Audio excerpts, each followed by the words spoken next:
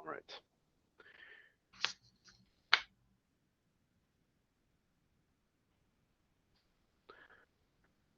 Welcome back. It's good to see you. Nope, I'm going to do that again. Right out of the gate. Right out of the gate, just falling right over myself. All right. Welcome back. It's good to see you. Over the next 20 minutes, we would like to talk to you a bit about capturing cardiovascular monitoring data for improved research and clinical care. My name is Rajan Patel, and I'm in the research department at Medical Informatics Corp. MIC creates a software platform called SickBay that collects bedside physiologic data like ECGs and blood pressures at scale. With me today is Dr. Rios from the University of Iowa. She's a neonatologist who's been using SickBay data as part of her research in a variety of projects. This talk will be primarily about her research, but I'd like to start a little bit about the utility of this data currently in hospitals. I am an employee of medical informatics. Dr. Rios has no financial conflicts of interest to report. Over the last few years, computers have gotten very good at detecting patterns from large data sets. This is for three main reasons. First, the data sets themselves have gotten very, very large. Second, computers have gotten very good, even better than before, at crunching large amounts of data, doing math very, very quickly. And then finally, the techniques that computers have been using to detect these patterns have become more refined and more sophisticated. When I think about automating these tasks by detecting patterns, I bucket them into three sort of rough areas. The first is an increased speed. So if I have my phone and I want to look up all of the cat pictures on my phone, I could do that myself, and a computer could do that much faster. The second is an increased scalability. This is doing one thing, but in many places at once. So during the holidays, if I want to suggest a toy for every single toddler in America, a computer can do this with increased scalability compared to me. And then finally, and I think this is where the promise of this sort of pattern detection looms large in people's minds, in the area of decreased complexity.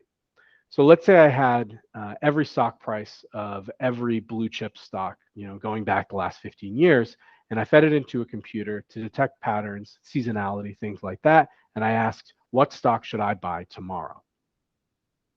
Now, in the healthcare space, physiologic monitoring data can be used in these three buckets as well. And the first, for increased speed, would be a clinician looking at all of their patients all at once through some sort of remote clinical surveillance platform, some kind of customized central station. Second, an increased scalability refers to the idea that more and more patients are being sent home with monitoring devices, and more people just generally have consumable consumer grade wearables, so such as a Hexoskin vest or an Apple Watch. This is great because more patients are being monitored, but it presents a challenge because it's not known initially what a clinician should look at first. A computer detecting patterns over many different patients can alert a physician or a nurse to take care or to pay extra attention to a particular patient ahead of time. And then finally, all the time streams, all the data streams from a single patient can be combined into potentially a single stream representing that patient's individual risk based on their population and their physiologic history. This decreases the complexity of monitoring these patients and can be turned into various next generation patient monitors that are specific to that patient's condition. Moving away from the sort of research automation space and into more of the clinical problem space. Using automation and pattern recognition within the next 5 to 10 years is likely going to happen in a variety of potential places, including patient surveillance, documentation, anomaly detection, and device tracking and utilization. To talk a little bit about the use of this data and its usefulness in developing various research insights that can then be brought to the bedside, I'd like to pass the microphone to Dr. Rios to talk a little bit more about her research projects. Dr. Rios? Thank you, Rush. So in the previous session, we discussed a little bit about how precision in the transitional period is extremely important. And we know that it's clinically difficult to determine when a baby is going to be unstable or is hemodynamically unstable. The availability of kind of continuous data monitoring and real physiologic data can help us provide more focused care. So we will go back to kind of one of the points that I made in my previous discussion as well, that the EMR, while it is very useful, gives us a lot of data. However, there's a lot of missing data as well when you compare it to something such as this platform, which gives us continuous vital sign monitoring. So we can tell that in the same, 7-hour period, whereas we have 7, time points and data points for this particular patient.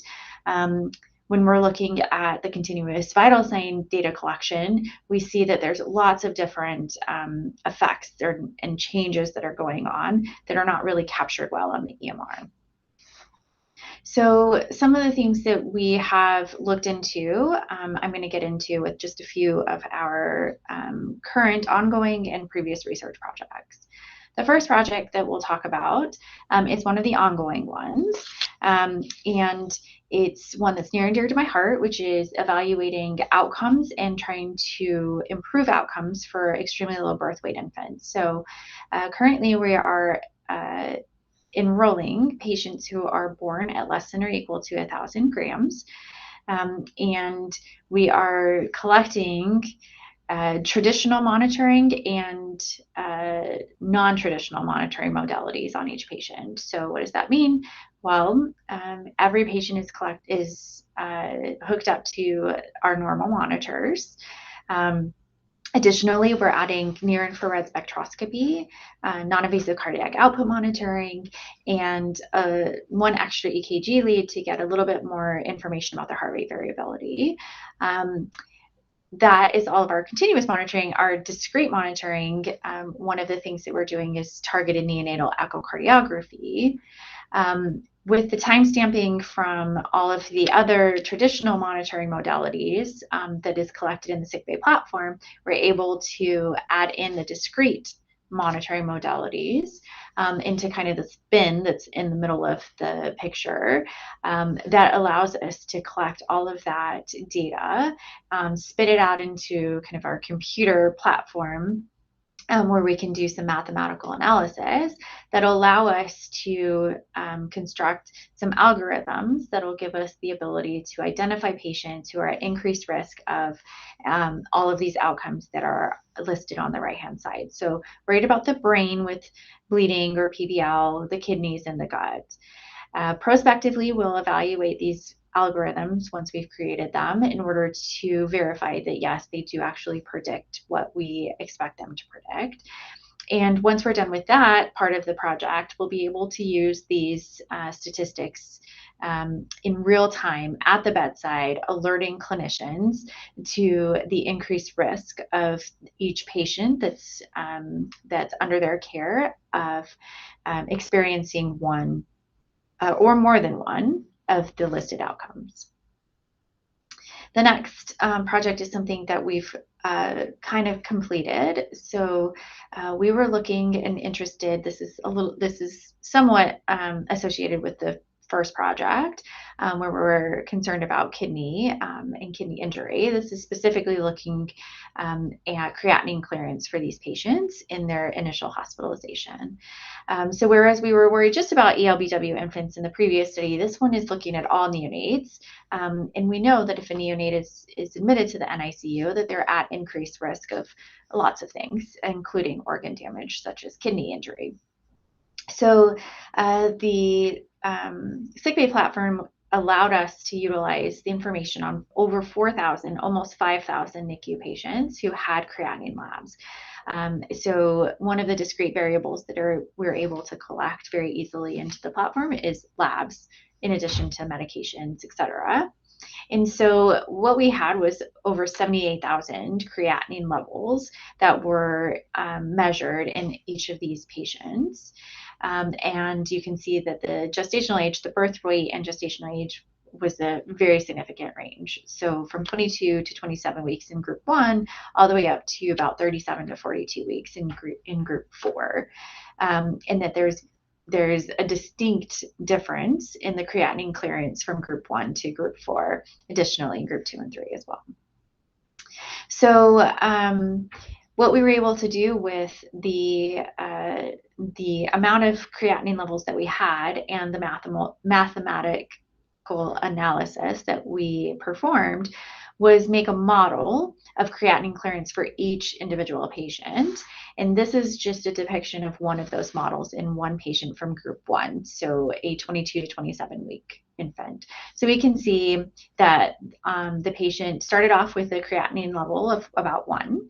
And then, that level increases, and there's that distinct point where the kidneys kind of kick in and start clearing that creatinine, and then there's an exponential decrease in that creatinine level. And so we can see that time period is at about 10 days of age. So all of the blue dots are the particular creatinine levels for this particular patient, and the red is the model that we constructed. So this model actually worked for greater than 80% of those patients. Now, how would we put that into clinical use? Well, we can take that model and compare it to our patient population in real time and prospectively. And this is just a depiction of a patient who, when placed on some of those percentile curves, ended up going off of the curve. And you can see that there was an AKI episode and getting closer to the 100-day mark. Perhaps in the future, we would be able to use our model to detect that the creatinine levels or that something else was changing in order for us to alert, the team or ourselves, I guess, to the fact that our patient's at increased risk of acute kidney injury. The next project was utilized because our current pulse pressure variation calculations were based on older populations, so adults who were mechanically ventilated, sedated, and muscle relaxed, and not neonates. And we don't want to keep our population, on a vent or sedated or muscle relaxed. So we want to be able to use a pulse pressure variation calculation in our patient population. So we wanted to do that. So we collected data in this patient population through sickbay, and you can see the waveform analysis or waveform data that we collected to analyze. And what we did was we got continuous data from prior to after the PRBC transfusion was done. We used that data to come up with a different calculation, a new method of calculating the pulse pressure variation. And then we used that new calculation in order to predict fluid responsiveness in a model.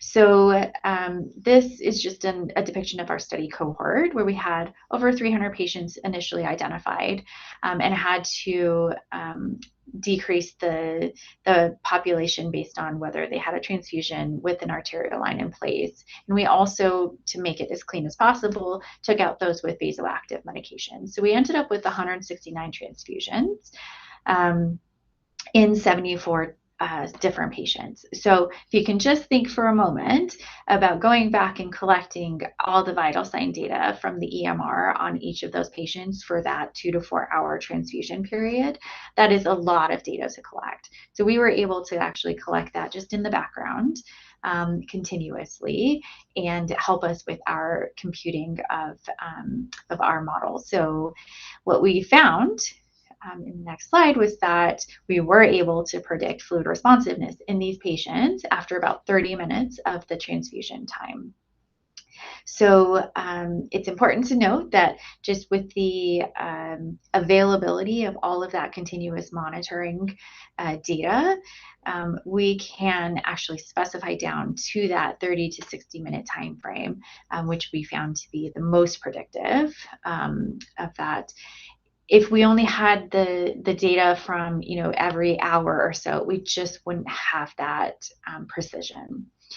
And so this was helpful because our new pulse pressure variation calculation, we realized, was accurate for our population of neonates. And so this is something that we could potentially broadly apply because we are unable to use the previous calculation due to those limitations, those assumptions that are made. So we have an algorithm that can work. How do we put it into use clinically, and how do we study it more? So for the pulse pressure variation study, what we need to do is, sorry. So these are some of the ways that sickbay has been utilized for clinical data and clinical use.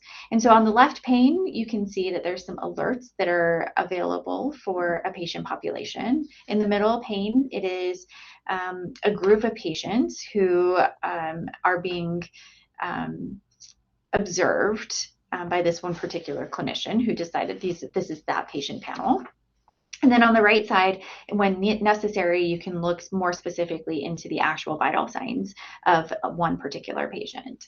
So you can see with that orange bar that the clinical team is being alerted to one of the scripted kind of alerts, clinical alerts that they have decided upon that are important for them to know. So one way to kind of have a remote monitoring of your patients.